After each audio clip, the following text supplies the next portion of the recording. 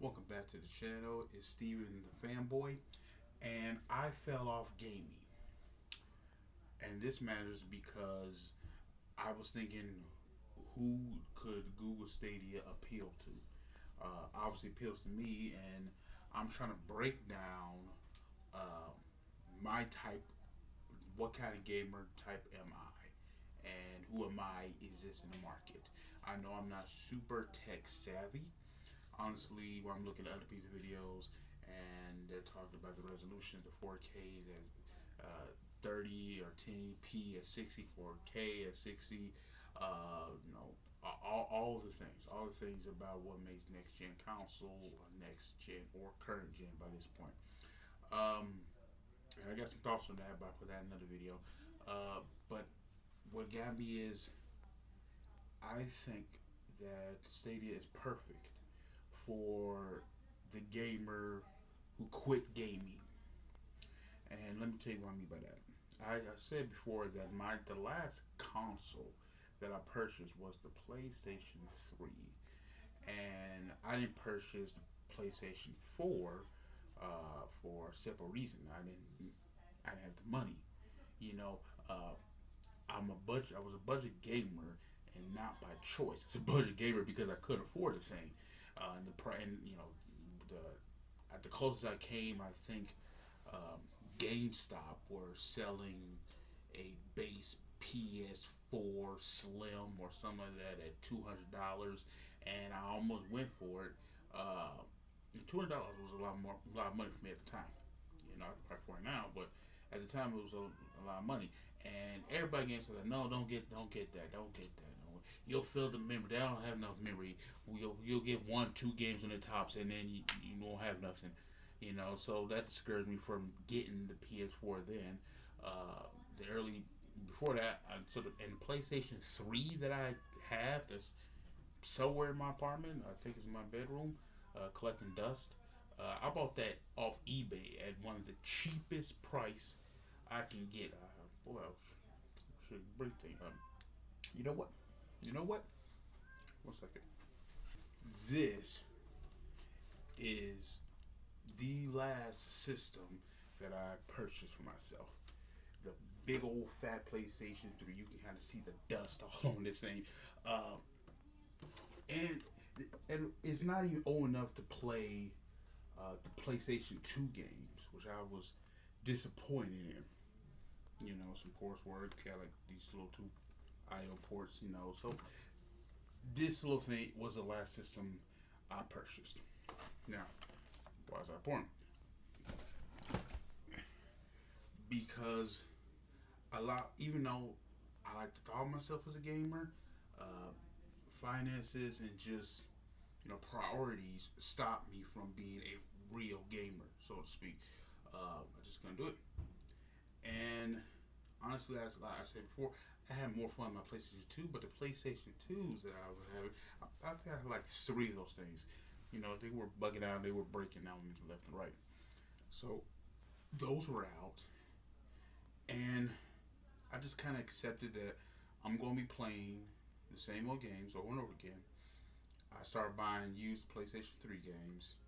They were getting buggy, but that was my plan. I've kind of accepted that until things get drastically better for me, I'm not going to be on the current gen. I almost kind of accepted that I will always be a generation behind. Like, that's a real nice game. I can't wait to play that in a few years. You know, so I know that there's a lot of people on the market who were just like me, who came for the current gen, who's on not just last gen, but probably the generation before that. In fact, there are people who don't upgrade their phones until the phone doesn't work anymore, which means there are people who are holding onto their consoles. And until that console breaks down, they're going to keep using that thing to the ground. What Google Say comes in is it gives them hope. There's no console to buy, and yet I can still play the games. Like there are games that are coming day and day, and they're coming to Stadia. Now, is it there yet? No, no, no. But you kind of can see where it's going. You kind of see the future. Like well, now granted this was due to the pandemic, but another streaming service, HBO Max, was getting theater movies streamed into your living room. That's unheard of. That people were getting movie theater movies pretty much for free, through the subscription, filming in your living room. I still haven't seen King Kong vs. Godzilla. I've been trying to avoid spoilers for that left and right. But aside from the point that when you invest into Google Stadia, you have the current next gen consoles. In my opinion, again, that's more another video. But I'm set. It's really free to $100. Like $100 being like the premier package. You buy a Chromecast Ultra, you buy a Sega controller. You don't really need to, but in order for to have the same kind of playable experience to play on your TV, that's all you need. And the only reason you spend more on that if you want more controllers. You can even really count the Google, the Chromecast as paying for itself. It's a streaming. It's like a stream stick, a stream device, whatever. And Google TV, when Google TV gets, I don't know, it hasn't happened yet as of recording the video, but when the Google TV gets the Stadia app, you're not counting the $50 as expense. Say maybe if you don't, I use Google TV. I like it. I don't consider that going, really counting against as a Stadia purchase. It does other things. It streams everything else. So the $70 for the controller is really already you're losing. And when you're thinking $70 versus either $500 for the Xbox Series X or the PlayStation 5, or $300 for the Xbox Series S, and I think Switch. Like you're winning. You're winning. You can get on any PC, Chromebook, phone. Go get the Chrome browser, and you can still play on Stadia. I fell off gaming, and Stadia allowed me to game again. That's what I'm trying to say.